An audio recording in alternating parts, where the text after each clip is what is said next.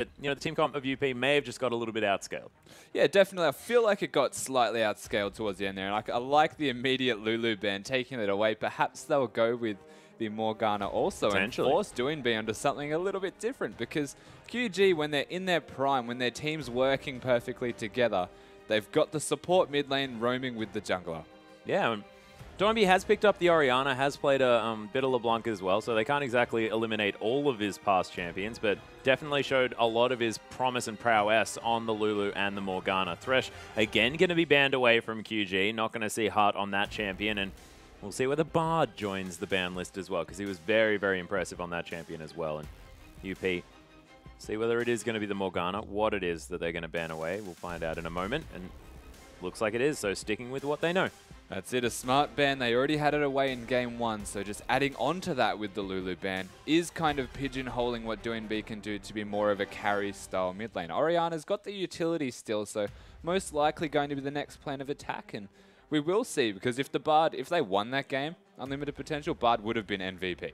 Oh yeah, most definitely. Heart was fantastic on that champion, and Alistar once again going to be banned away, so Lulu the only mix-up in the bans just yet. We'll see whether Maokai is still going to go away or whether the Kalista going to join the ban list as well. Siva from UP is their final ban, so just not wanting to see that. Nope, nothing to do with it. Yeah, no Kalista in this game either.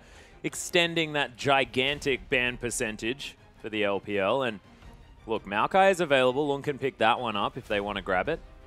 But we'll see whether there are other priorities. Of course, a lot of other things still available. Punished remains on the lineup as well, so not switching out the mid laners this time around for UP, and they could grab the Varus.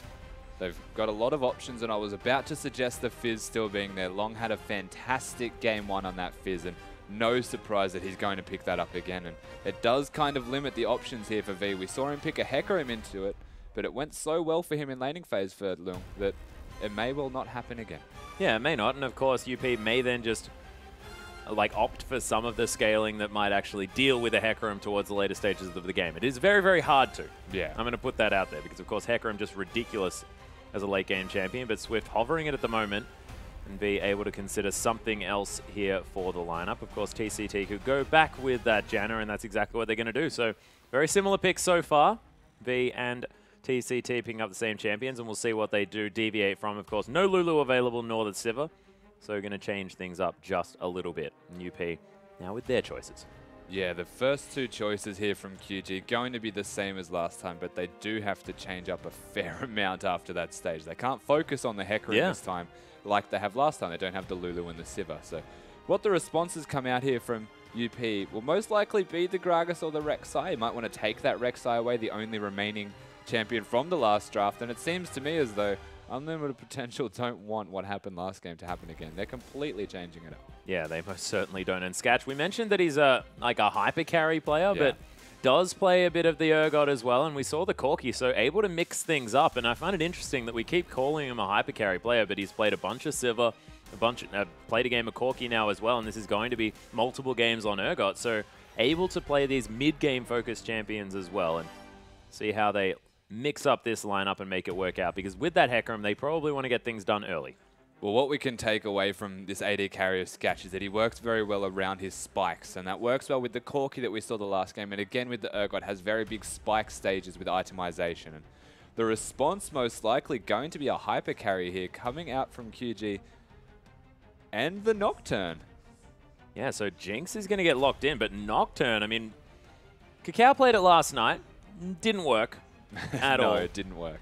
But Doinb now still has that Orianna on the table. We'll see whether UP do pick that one away, because, of course, still a devastating combination. The Paranoia, of course, the Onslaught of Shadows gets you in amongst it as well, and they can pair up the ult from Doinb with that one. But Punish looking to head back towards the Varus, and Heart, of course, if it ain't broke, don't fix it. Looking to be almost an identical team comp to last game. The only exception is the Corki has now become an Urgot. It wouldn't surprise me again if they opt into a lane swap this game. Never mind, it's a LeBlanc. They've changed both of their carries, and they fulfill a completely different role where they're going to be more in the face, and they have a lot less siege and wave clear than they did last game. Yeah, and a lot more sort of all-in potential here as well. The Wombo combo potentially, as, look, Punished now has the opportunity of distortion, mimic distortioning on top of a team that has just recently been tempered, fated. So, look, we'll see whether Punished is going to opt for some sort of plays like that. Things could get a little bit interesting on the Rift, as looks like Kassadin for Doinby is opted for. Of course, a fantastic matchup for Kassadin, generally able to weather the storm of a LeBlanc relatively easily in the early game and move towards that dominant Kassadin way in the late game, and they're going to lock it in. So they're looking again to get a very high scaling comp, and they're not working around the Hecarim like they did in the last game. Instead, they've got the outright hyper carries of a Kassadin and a Jinx. The Hecarim is going to simply be a facilitator for them to carry this time and survive for as long as possible. But that poses the question of how is he going to go against the Fizz in terms of outscaling now? How will he even be able to survive laning phase where we know the Fizz does a lot of work against the Hecarim? Yeah, and Fizz being so slippery as well, you can potentially catch up to that Kassadin if he's trying to get amongst everything. So if Lung manages to get ahead, manages to get himself an advantage in the laning phase, then we might be able to see them run over this game. But again, UP look to have a team that could run a risk of getting outscaled. They definitely are running a risk of maybe getting outscared. It'll come down to how the mid lane goes, I think, in particular. If the LeBlanc gets a bit carried away, finds some kills early onto the Kassadin, and it slows down the ramp time here from Doinby. Yeah. And will speed up immensely this LeBlanc's power, and that will affect the team fighting and how they scale a lot more. But it does come down to a lot more than just the mid lane, of course. The bot lane, the Urgot needs to be able to stay ahead. If behind, an Urgot really does struggle. Yeah, and of course, an Urgot just in general, I mean, you get to that mid-game point where you're really doing a whole lot of damage with those Acid Hunters, and you can now build the Black Cleaver for a whole lot of extra armor penetration as well, but they may not necessarily have a whole lot of synergy with the rest of the team as far as getting that physical damage down, but still able to pump out a lot, but does fall off relatively easily in the late game, and you're not going to have a whole lot of siege. Of course, 350 range, not going to really get you the distance away from a turret that you really want. But, ladies and gentlemen, let's see how it goes as we hop onto the Rift.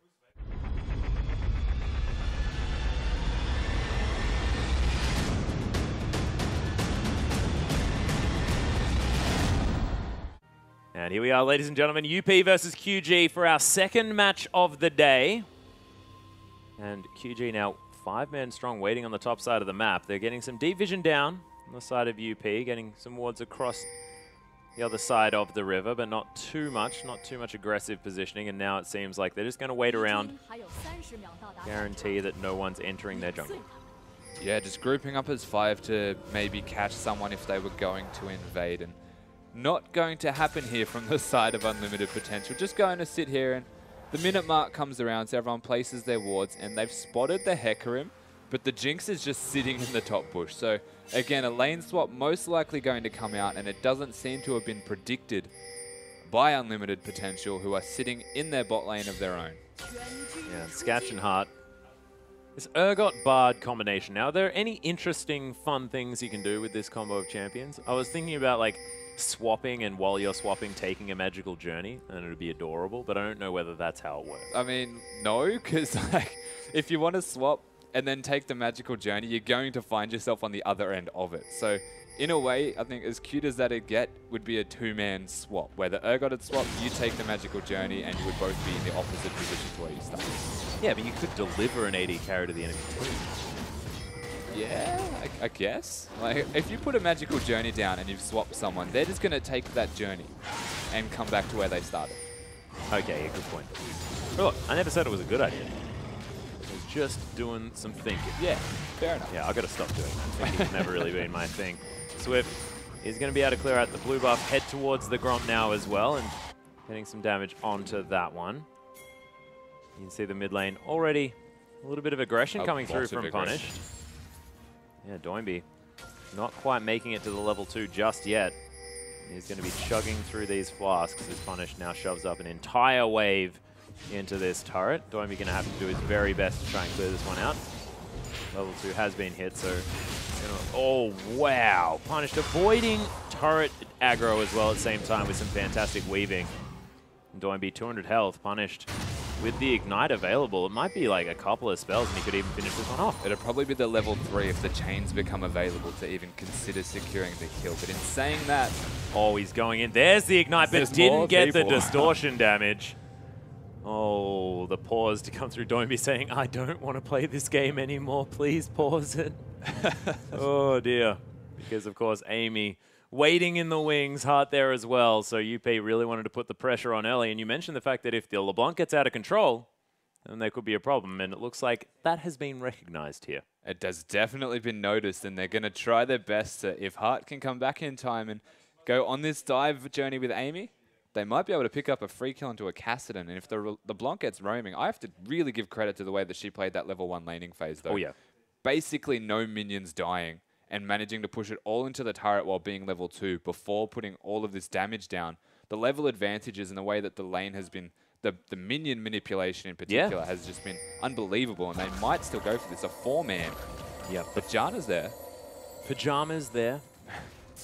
No, Pajamas there. You're absolutely correct. OMB going to block a whole lot of the damage from the Q with his Q as well, and they decide, nope, a little bit too dangerous to go for the dive. The TCT not yet visible on the map. They may have got capitalized on. Another distortion going to get Doinby down even lower on health, but punished without the ignite, without as much pressure in this lane.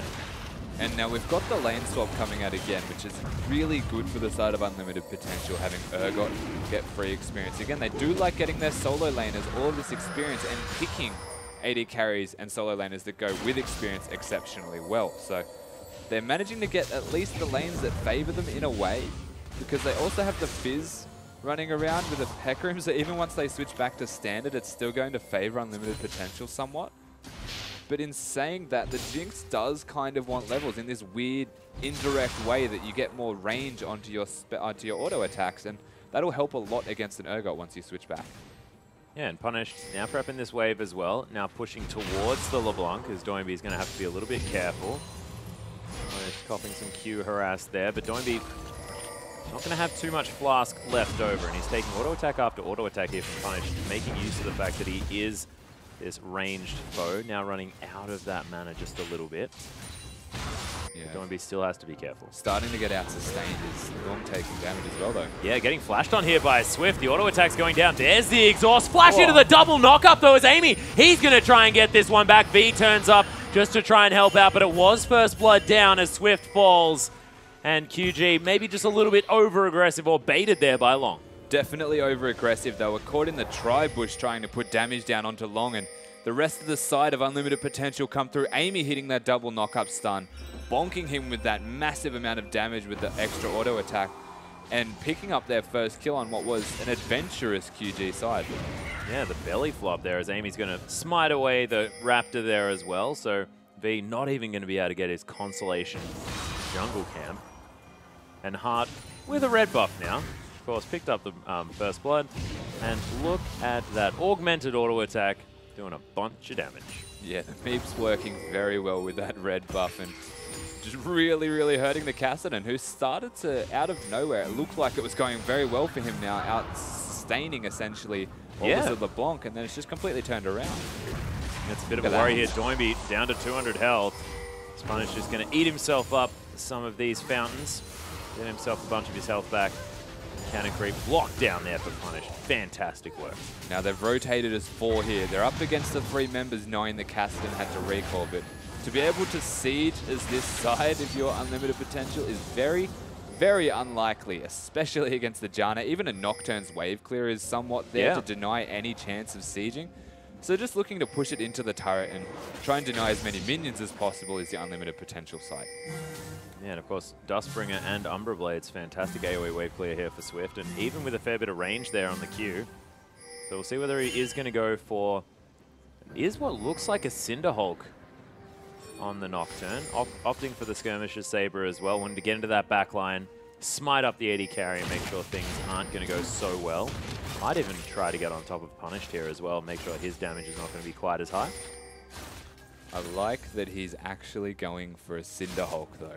We saw the Warriors enchant yesterday on the Nocturne, and I had my questions as to why, because when you build Nocturne, or when you even pick Nocturne first and foremost, you're usually picking it into teams which are immobile. And now you have a look at the side of Unlimited Potential. They've got a LeBlanc firstly, they've got a Fizz, then they've got a Gragas and a Bard. So the only one that you can basically get onto is the Urgot. And if you were to go for a Warrior enchant against what is an Urgot that builds a Frozen Heart, you would be completely kidding yourself if you thought you had a chance at this game. So smartly going for that Cinderhulk, I hope, and will help him a lot, at least being sticky. Yeah, you can also still build the Black Cleaver as well. You can augment V and TNT's damage with that one. Umbra Blade's fantastic at proccing that on multiple members. And as well, you're going to multiplicatively scale the health on that item with your Cinderhulk as well. So it makes a lot of sense. It does make a lot of sense. And Black Cleaver, very good on Nocturne, as you just mentioned. Unbelievable the amount of shred that you can do for the rest of your side. If you can get onto the back line and then just have TNT throw 1 or 2 autos down, the amount of armor reduction they've already got is phenomenal and will work very well in your favor. Yeah, TNT might even opt for the, you know, Zeal item plus Infinity Edge and then go for a straight Bloodthirst without getting that last Whisper. But Hart is going to have to take a Magical Journey. The rest of the QG lineup are coming through as well, but they're going to get swapped in. Sketch, he's locked down Doinby, who's completely out of mana, trying to get some more damage down, but Hart able to flash away to safety. Super Mega Death Rocket sails by. Not going to net any kills as Hart playing with fire here on the bottom side, but he's now picked himself up an assist on top of his first blood that he'd already grabbed. Noxie and Corrosive Charge being used just to try and destroy V under this turret, and Punished and Lung, they're going to take down the first turret of the game here for UP. So Kassadin, completely out of mana, had to use the Flash, Ignite, and auto attack with the W to get some mana back. Very well done from Hart to know this, save his Flash for until Kassadin got the mana, and then flash at the same time as that last ultimate from Doinby came out, missing it and managing to live while they pick up the kill onto Doinby. Yeah, it was beautifully played. And then the swap after the Magical Journey bait as well, thinking that they caught Hart out, not going to be the case. And it seems that as soon as they get delivered one by one into the team of UP, they are ready to pick up the kills. And look, it's always dangerous to take a foe's Magical Journey. You never know what's going to be on the other side. Of course, it's quite daunting when you don't know what to expect. And Scats, having not actually recalled yet, was not doing a whole lot of damage. So the fact that they managed to pick up that Kassadin quite easily shows how far, well, not behind, but he's not ahead enough to be as aggressive as he was just then. Oh, no. And look, Sketch actually went back to base, picked up a full Manamune. Now the Ruby Crystal as well as that Longsword. So going towards what looks like the Black Cleaver. It is going to be the build. We've seen a few people still continuing on the side of the, you know, Brutalizer as well as the Frozen Heart, but not going to be the case here for Sketch, who might just forego the Brutalizer completely, head towards the Black Cleaver, grab a last Whisper as well, and grab 40% CDR from Frozen Heart Black Cleaver. Yeah, it seems to be the plan of attack so far, but we won't just see what he's going to do until he actually does it. Urgots tend to be a little bit particular about how they play their own Urgots. Yeah, it's true. You're going to have a different one each time around. You never know what you're going to get. Yeah, and I like being able to purchase, you know, Ninja Tabi or Mercury Threads instead of the Lucidity boots on Urgot as well. Yeah, definitely. You go for the boots early, very good for laning pressure as well. You can build against your lane, especially if you solo lane swap like Urgots like to do. If you want to get the Manamune and even go early defensive boots like top lane, you're going to be very comfortable. Yeah, but UP, speaking of comfortable, are going to pick up the second Dragon for themselves here at 11 minutes in the game. Some extra tower pushing ability. It's going to be difficult for them to get towards a tower, but now, if they do, going to be able to get a bit of extra damage down. It'll be easy to get to a turret. It'll be very hard for them to do any damage to a turret whatsoever, just because they've got basically nothing. No, not a whole lot of range. Well, they've got, you know, range. 3 ranged champions. Just have to get pretty up close and personal in order to deal with the turret. It'd be kind of like throwing pillows at a tower, though. They're not very good for sieging. You compare that to the side of QG, who have a Jinx and the Janna to shield the Jinx as well. Oh, yeah. Very quick at taking down turrets if they are left alone or find a possibility to just walk up to a turret and hit it. Ooh, Amy did take a Magical Journey there. They're looking for Doinby, but he's able to Rift Walk his way around. They'll clear out the vision here at UP in the mid lane. So opened up the map now with that mid lane outer turret dead. Let's see whether Punish is going to utilize that now with the Fiendish Codex. Probably going towards a Morellonomicon just for some extra damage and security on these kills as well. Yeah, it's going to go towards most likely the Morellos. Athene's would be a very defensive decision here, but the Kassadin's starting to ramp up. Not that the Rod of Ages just yet, and it is 12 minutes, so it would have been a very early Rod if that was what it was to be. So you can afford almost to go the Morello's path here as LeBlanc and just opt into damage and start roaming once you have that finished. You don't really want to be 1v1ing the Kassadin anyway once he has the Rod. Yeah, and I actually quite like Morello's in this team comp as well for the passive that you do get from that one, stopping the healing, because TCT is one of these Janna players that likes using the Monsoon for the heal in the middle of a team fight. So If you can negate that on the low target, you might be able to pick up that kill where you otherwise couldn't. It's also pretty good against Hecarim, who does a surprising amount of healing. That is true. Spirit of Dread is a very underrated spell, and one that can be, if overlooked, devastating to a team. Yeah, it's quite gross, really. It is. Heals way too much. And then you've got the heal from TNT as well, so I guess Morelos has its definite uses against multiple members here from QG. Would not be surprised, and we've got the Forbidden Idol, so it is going to be that. Yeah, so that's going to be the option. Phage completed for Sketch as well. Doesn't have boots just yet. Lots of vision, lots of potions. Making sure that he's going to be A-OK. Punish taking a Force Pulse there as Doinby very comfortable in this lane now. That Catalyst completed. Now every time he levels up, picking up some more health, picking up some more mana. He's going to be A-OK in this lane.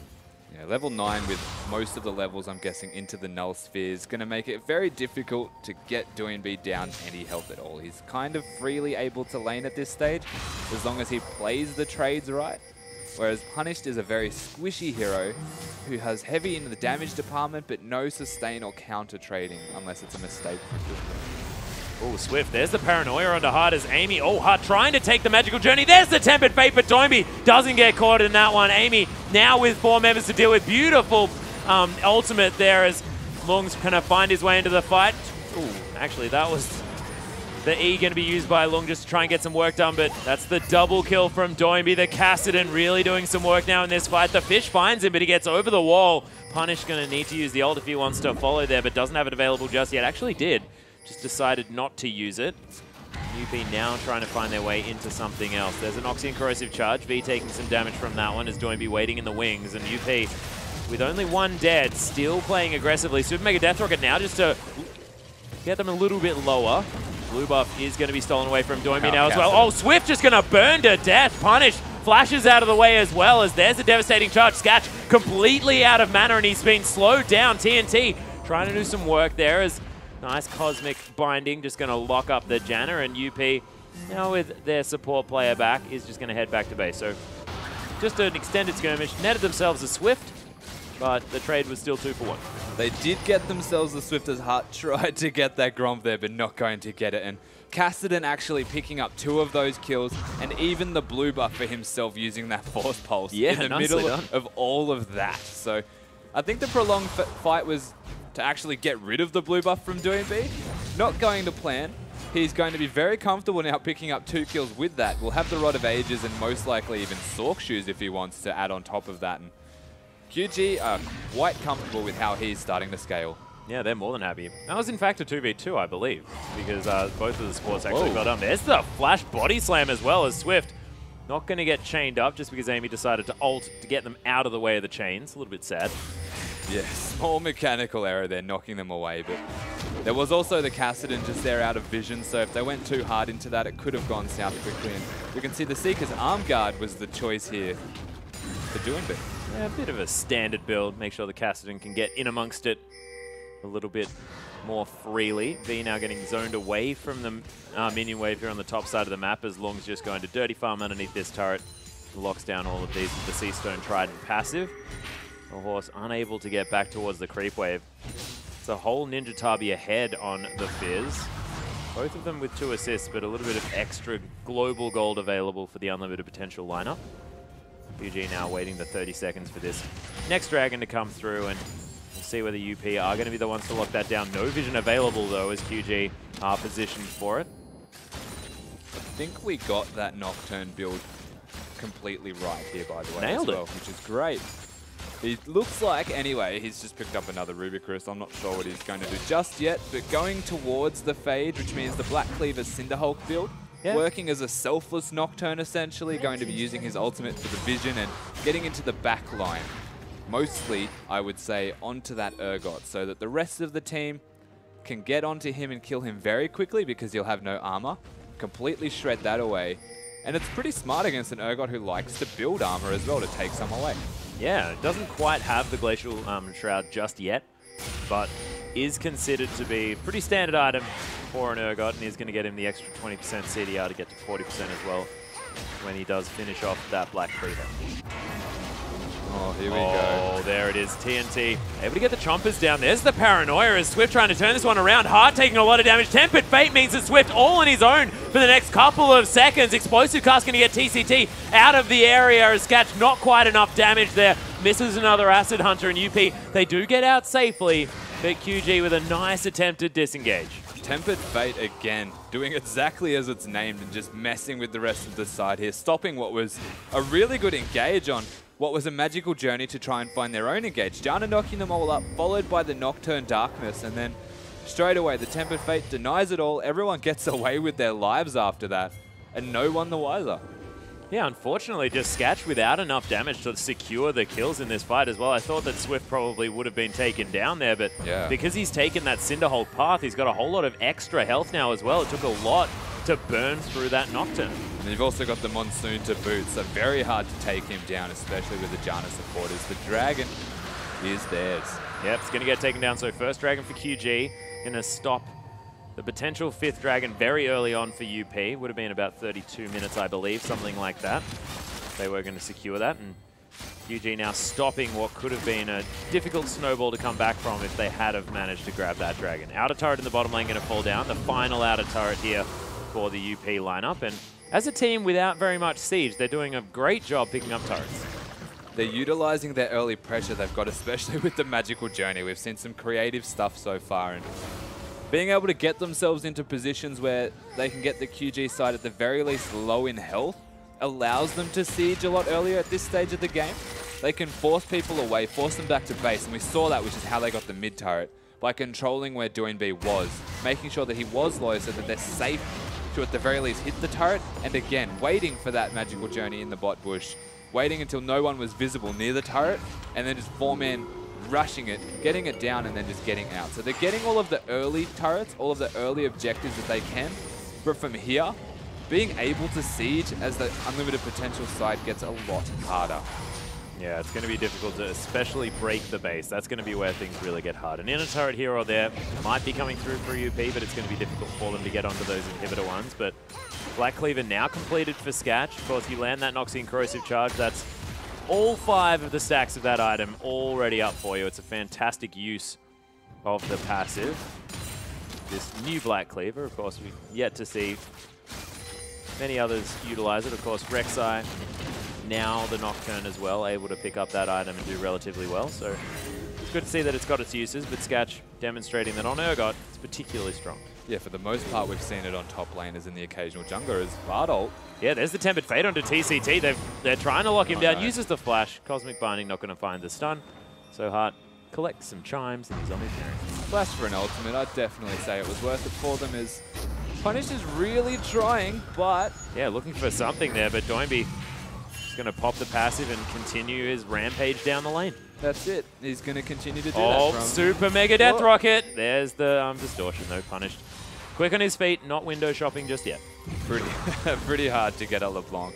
You have a million pings that'll come out for you, and you've got mobility for days. So it's hard for him to lane 1v1 at the moment. You can see the pressure that Kassadin is able to apply here. Doinb really, really putting him into a rough position. But Punished is going to be fine. He's got some items now. Long was trying to get that one. The Fear still going to go off now as Hart trying to save Long. There's the Magical Journey available. He's going to take it. What? TCT makes his way through as well, but TNT's going to lock down the kill. Punished actually kills TCT on his way down. Distorts back in as well, but Doinb, he locks down the kill. Hart now, the longest auto attack of all time. Going to get a double kill now for TNT. 2-0-2 for the Jinx, really getting the work done. And that's only with Berserker's Greaves Infinity Edge. Things are going to get a whole lot worse now that he's gone back to base. The Zeal going to be there, possibly even a Brawler's Glove, maybe an Avarice Blade if he got a little bit more than that. So a powerful Jinx on the Rift. Oh, actually going for the Cloak of Agility, and I like this. I like the Phantom Dancer. That's my personal favorite option. Going for that Phantom Dancer, extra crit chance and a bit more attack speed. Going to work out. Walking through minions, man. And get excited, and you can walk through the minions. They don't get blocked all the time like you do. You don't want this movement speed, and then you just run into these little guys on the ground. Okay, all stats aside, the key reason for going a Phantom Dancer over anything else in the game is because you can walk through minions. So absolutely, understandably, Rusty. Now you're learning. On your wavelength is TNT right now. Picking up the crit cloak, working towards that Phantom Dancer. I have a secret. I'm actually the analyst. But yes, he is going for more. It's more of a damage route. They don't need the wave clearers. He didn't get the Grom, did he? Didn't kill the Grom. Oh, it's a sad, sad moment. Did he smite it? No, he threw the barrel out and did the walk away, and the barrel missed. We haven't seen junglers do that. Of course, Gromp buff a fantastic buff for jungling. So we haven't seen a jungler do that, sort of save it for their top laner, just walk past, smite it, and then continue the rest of your jungle route. Just have this Gromp sitting there, continually getting smited and regenning. Only gets smoked once. Oh, really? Yeah, the buff only comes off once. So if you were looking to even counter jungle someone, you could smite the big camp before they smite, and in a way, you've kind of got a small victory, even if they pick up the camp. That's very cool. So just throwing a smite onto a Gromp camp if you're a teleport smite top laner, a good idea. Yeah. You could walk to lane with just the smite on if need be. I'm learning right now. Full punish. There's the Mimic Distortion, clearing out the wave and getting a little bit of extra damage down on TNT. I like that. Glacial Shroud now completed for Sketch as well. He's got 30% CDR, really working towards having some extra armor in this game as well. We haven't seen the swap after that first one be all that useful. UP still ahead by about 2,000 gold, but QG more than happy. They've got a Hecarim, they've got a Kassadin, and they've got a Jinx. Three of the most hyper-scaling champions in their roles that you can possibly get. I don't know whether you can get any worse than that. Ryze, maybe? Ryze, Cassiopeia, maybe, and Azir. Yeah. Like, there's not much that does scale more than the three champions that they currently possess for their respective lanes. So yeah. The longer this game goes, the better you start to feel on the side of QG. And you mentioned Glacial Shrouds before. Well, there's more than one on the inventory, that's for sure. There is, in fact, 3 and a Frozen Heart here for the Fizz. So they're all getting that armor down. And the Black Cleaver as well, finally finished for the Nocturne. It's going to be able to essentially negate all of the Glacial Shroud on the map. It's a good point. And they're focusing into bigger items before they're actually focusing into boots as well. And basically everyone across both teams at the moment. Yeah, it seems that Swift is going to have a rough time trying to get that Black Cleaver debuff onto everyone. It's going to be pretty useful considering the armor stacking that is going to come down. Doinby going to have his run of the litter as well, considering the fact that he's not necessarily being itemized against. There's a Null Magic Mantle, and that's it. Yeah, Amy's really behind in items played. It doesn't feel like the difference between the two junglers is a big amount, but effective items for battling right now is probably in favor of Swift, whereas Amy's opted for smaller little items and a Sight Stone. So halfway between having an actual item is very rough to be in that position. But you can see the death cap here. Oh my goodness. They're going for 2 turrets? Yeah, the Tempered Fate is going to come down, but it is going to mean that TNT is going to get out of the way of that one. Teleport comes through from long, but it's a little bit late. No stun. There's the flash body slam. Doinby is actually going to get explosive cast back. There's the Rift skip as Swift is going to jump onto Punished in the back line. Look at the ultimates coming through, but nice spell shield from Swift's going to keep him alive. In the meantime, Heart's going to fall down as well. Sketch switching himself with Doinby, flashing away as well. TCT still excited, but has to watch out for the Urgot damage of the Rockets. Really doing the work now. There's the playful Trickster as long trying to escape, but he's the last man standing, and QG, they get the ace, and man, they make it look easy. Out of nowhere, the item discrepancy seemingly massive. The Nocturne confidently ulting in 0-3 and 8, but it doesn't matter because he's doing his job. Jinx, I really liked the target selection that TNT was doing in that fight, completely disregarding the Fizz because he has just got too much armor, even though he was closer than Urgot, but instead staying in rocket form, hitting the Urgot until getting a reset onto him, and then they can go for the Fizz afterwards, eventually getting the ace on the back of an amazing ultimate from Hecarim and an initiation from Nocturne and a dragon from the looks of it. Yeah, they are going to pick up the dragon, evening it out 2 for 2. Of course, the gold's still relatively close, but with an inhibitor down this early in the game, going to be hard to deal with these super creeps. And now QG going to have an opportunity to possibly go for a Baron. Let's have a look at this again. So they do try really hard to get an engage here as the Janna matches the flash and the Kassadin kind of just casually ults out of it because he's Kassadin. You can see Nocturne going straight into the same time as an amazing Hecarim ultimate. Puts them all in a horrible position and Bard going down immediately. Gragas too low, gets hit by the Jinx ult.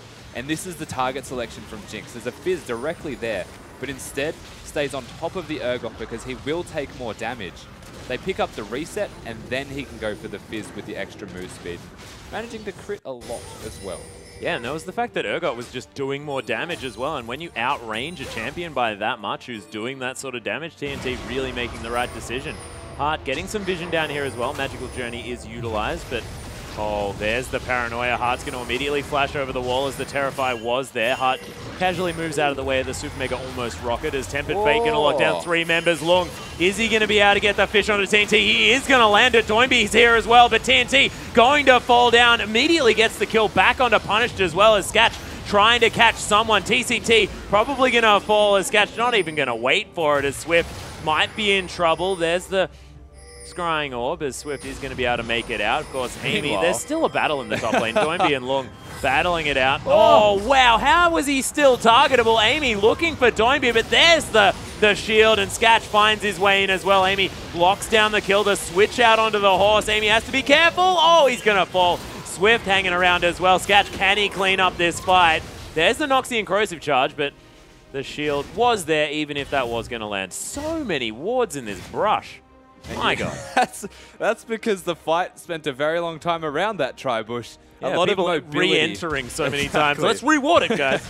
But a lot of mobility-based champions working around smaller areas of bushes. So using that area, that's why the wards are there. And Sketch spent most of that time in a commanding position just trying to catch someone, finally picking up kills in the end as the Tempered Fate from Hart to start it all was massive. Gave Fizz with the fish, straight onto TNT, destroying him off the bat, and then it was only really the Kassadin left, and he did a lot of work. You can see it was a prolonged fight from him.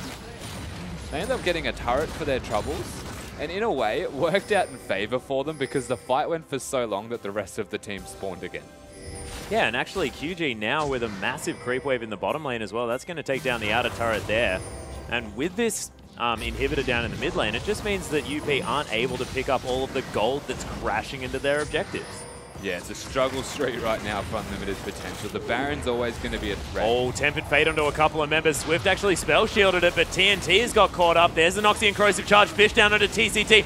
Doinby doing so much burst damage, and Hart going to fall down for it, but Sketch nets himself a kill. They trade kills with the mid and the AD carry as QG now right on top of everything. Sketch still trying to get something done, but picks up a double kill before he falls. V now trying to do something, but devastating charge onto Amy, almost getting himself back there as Swift is slashing through Long. He's going to have to try and fight this one. The quadra kill's there for this Nocturne. Duskbringer also chasing down the quadra kill, unofficially there for Swift, and that's the ace for QG. That's gross. That is revolting. The Tempered Fate starting a fight again here on the side of Unlimited Potential, catching them out of position, and the key determining factor between why that went so poorly at the start and so well for QG almost is that the explosive cask again hitting nobody. And in fact, missing completely, not knocking them towards the rest of his side. And then Doinby just came in and did immense amounts of damage. TNT's having a very rough time right now. It does have the QSS, going to be able to deny any Urgot initiations. The Mikhail's, of course, finished as well now for TCT. They've got the big items, but they just need to not do what they're doing now, and that's get caught by a Tempered Fate. Yeah, Swift has got a Blade of the Ruined King, though, now.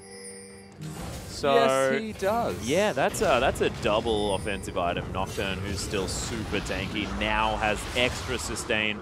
Not that Umbra Blades wasn't enough, ladies and gentlemen. He's just going to grab a little bit more life steal, and of course the active going to slow down anyone he's trying to advance upon, and Nocturne's going to be difficult to peel, I guess, to say the least. In a way, he's not really tanky. He only has health, so he has no resistances. He's just got lots of health to actually take down, and you don't need to build magic or armor penetration against him. You can just build raw damage, which is a really good factor in being able to kill the Nocturne. Yeah, that's a good point. When he ults in, he's usually in a very bad position.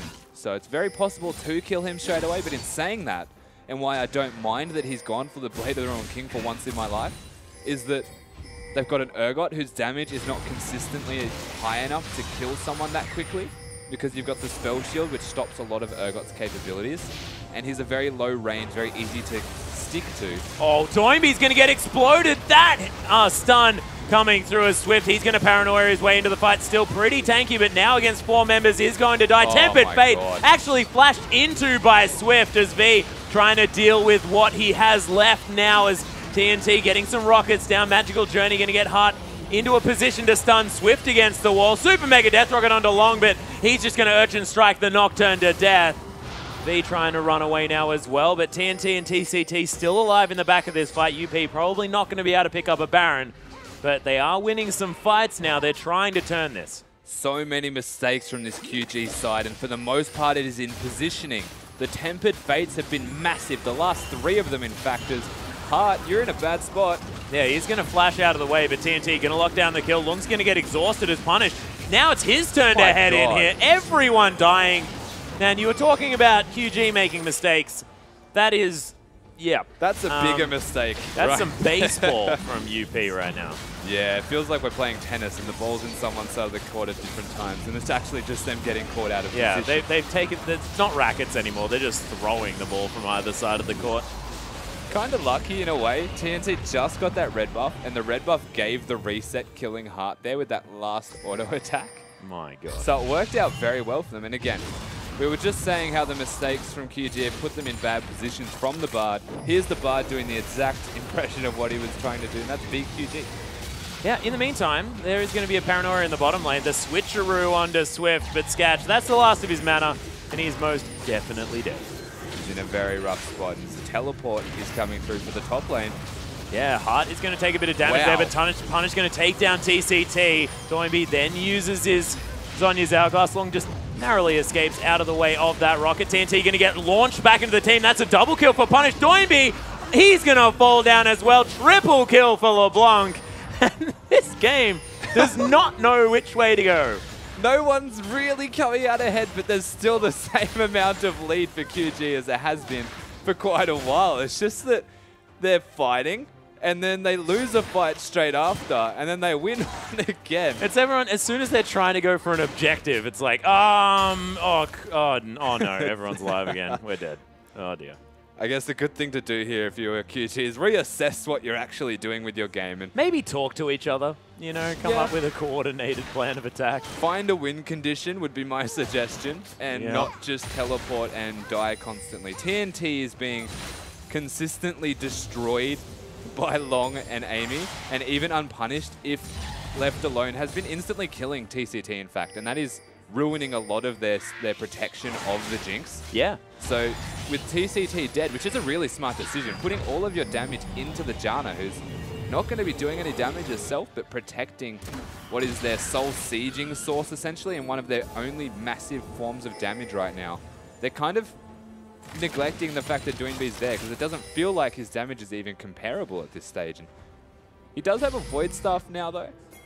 I guess they're kind of hitting a peak stage in their team fighting capabilities besides the Last Whisper not being finished for TNT. And once that's done, if he can live for more than 2 seconds, which hasn't really been happening, they will win a fight. Well, whenever TNT does live, and that's when things are going okay, is now they're going to clear out the vision around this Baron area. It's not up for another couple of minutes. This QG now heading towards the mid lane. Open inhibitor now available. Baron still circling around the QG side as the arrow is going to come through trying to get some extra damage down. But UP probably don't want to lose this inhibitor. That's a whole lot of pressure now to be added, but can't do anything against the Baroned up minions and going to fall down. Now that is one inhibitor down with no Baron, no Dragon, and nothing else really to take available besides continuing to siege. So they get a small advantage. The bot wave is about a minute and a half from actually being relevant right now in this fight. So they're going to spend a fair amount of time just sitting here aimlessly in the top lane unless they commit to a dive. Yeah, we'll see whether UP actually have the wave clear to deal with this huge minion wave. Baron buff, importantly, has fallen off as Punish. He's going to use the Mimic Distortion just to clear out the minion wave and does so before it even gets to the turret. So they are going to protect this for now. And QG not wanting to do too much. Heart just going to sit on his ball, head back to this. And rightly so, because again, they did not want to spend all of that time wasting it and letting Unlimited Potential get some farm and stay around in this game. They've almost hit that big item spike on an Urgot with a Last Whisper. They're working towards what is either a Zhonya's or a Luden's, and that is almost there for the LeBlanc as well. All they need here on the side of QG is that Last Whisper, so they have the double penetration items, and try and close out this game methodically, perhaps, and systematically, and try not to lose another fight, because if they get their eye in anymore this side of Unlimited Potential, they can start to still outscale in terms of team fights. Yeah, and they've got a fair bit of standing gold on the map. Still the inner turrets remain. They can pick those up if they win a team fight as well, and that could turn around what is only a very small gold lead at this stage of the game. 37 minutes into the game, 7,000 does feel like a big number, but really, you look down the item list, and LeBlanc's getting to a point where she can do what she wants. Long is massive on this. There's only one more item slot remaining here for this guy, again with a brilliant performance. Of course, V still playing great. Almost has his Trinity Force available as well, 4-2 and 14. We'll see whether UP can make their way back into this one. At the moment, it seems like they're losing Barons and just bleeding objectives afterwards because they can win fights. It's just they don't get anything afterwards. Yeah, exactly. Most of the fights that QG are winning does tend to translate into some kind of objective, whereas Unlimited Potential win a fight and it's more so just catching QG out of position, but catching them in an advanced position where they don't have enough time to actually get anything themselves. But I guess the saving grace of the QG roster here is that their tanks are so big. A GA, yeah, finished here for Swift with his Blade of the Ruin King, but he's also out of position. Yeah, he might need to watch out. Oh, the stun not going to land. Uses his Blade of the Ruin King just for an extra movement speed, but Hart, if he had hit that, that might have been the turnaround they were looking for. Maybe, but then again, the chain's also missing just prior to that, so not a whole lot of kill pressure afterwards, not having the distort or the chains available. In fact, if they both continued past that point, I think Swift could have even turned it around. Potentially. There's the magical journey, though. Swift again having to do some work. There's the flash body slam. Swift going to flash over the wall. Oh, explosive cask. Again, just going to pour the barrel juice onto the ground. Very well timed. Super mega tickle rocket heads into the mid lane. Oh, there's the Tempered Fate. The teleport onto the minion, though, is going to mean that that turret just falls down. TNT with so much turret damage. Paranoia just going to be used to start a fight here, and Hart's going to get feared up and taken down. GA is going to be popped, but V just going to launch himself in and gets out as well as Swift. Now just going to casually meander his way out of this fight. And UP, they lose one, but they lose a second inhibitor as well. And they're being bled out, as you said, the feather tickling rocket that actually did nothing besides delaying them was what they needed. They get the second inhibitor. It's now 2 inhibitors to none. And the Dragon is up. The Baron is up in 30 seconds. This is QG's time to find themselves a way to close out this game a lot more convincingly than they have been for the past 5 to 10 minutes. The lead is there. The item difference is becoming very evident. And now that they've got the third Dragon for move speed, it's going to help. If they can secure this Baron, it's going to be very, very difficult for Unlimited Potential to find a way back into this game. Yeah, Sketch now picking himself up a Null Magic Mantle, looking to try and save himself in these fights. But the Urgot seems to be past his prime at this stage. UP just going to try and clear out some vision around the Baron area, but with 2 inhibitors down, it's going to mean that they have a very short window where they can safely fight around this objective. Yeah, it definitely limits them. And you can see the minions already starting to push in bot lane, and you've got the Urgot who may need to respond to that. But I think they're also going to be aware of where the Urgot is once he reveals himself. And with the Baron available, they can essentially just start it. They might want to put Fizz bottom because of the teleport, which is quite an obvious thing to say. But at the moment, QG completely in control of the Baron area, and they won't even know when Fizz can teleport just yet. Oh, the Scuttle Crab's theirs. Yep. There you go. They do have the Rift They know. Scuttler. There is, in fact, the Scrying Orb as well, but QG doing a lot of damage to this Baron. There's the Paranoia, just meaning that they have no idea what's going on. Tempered Fate not going to stop the Baron, and V, he's going to lock it down. Amy now decides to fight as Sketch, able to take down TCT very early on. Punish trying to escape this one, but Doinby not going to be escaped from Hart. In the meantime, going to secure TNT. This is a huge deal as Doinby's going to take down Punish in the back line, but the rest of QG is getting obliterated. V taking auto attack after auto attack, spell after spell, and UP, they get everyone apart from Doinby, and this game is going to continue. At the very least, they do get the Baron onto one member of QG. They take down one of the Nexus turrets, which is going to help them.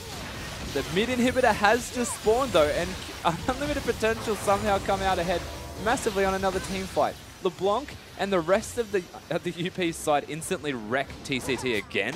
0-6 and 15, no chance to actually do anything before a fight breaks out, leaving TNT alone in the Baron pit up against the Fizz. Yeah. That's not a position you ever want to be in your entire life, but he finds himself there multiple times this game. And the UP side are just team fighting almost so much better. Well, they have to be. Of course, QG, this is 42 minutes. This is the late game. This is where their comps should be doing things that are fantastic. But so far, it's UP able to find fights, find the ultimates that they're looking for. And it seems when Amy actually gets an ultimate that works, UP win the fight. Yeah. And Hart has been hitting all of these clutch-tempered fates as well, though. Yeah, so well, it's true. Really difficult to get to the... I mean, they don't even have a backline here, really, on the Unlimited Potential sign. They're just running at them. Yeah. But it's working because they're catching them out of position. Like a reasonably low mobility AD carry until she gets excited is Jinx. But never getting a chance to get excited because the only person you can hit is a Fizz. And if you go near the LeBlanc, you're dead. If you go near the Urgot, you're going to get swapped and die. But you've got the QSS available, you've got a Janna available. I think the difference right now is that TCT needs to reassess where he is standing in fights and protect his team and not die. Yeah. And Long as well, he's adapted his build. Not going to be picking up the Thornmail this time. It's a Blade of the Ruin King for the Fizz. He has gone for more damage. He's doing his best Nocturne impression in a way. Yeah. Wants to be relevant while his carries aren't necessarily doing the damage required to the carries of QG. The only person really getting onto TNT is this Fizz. So no surprise in a way that he's going for a damage build path so that he can continue to kill what is going to be harder and harder, this Jinx.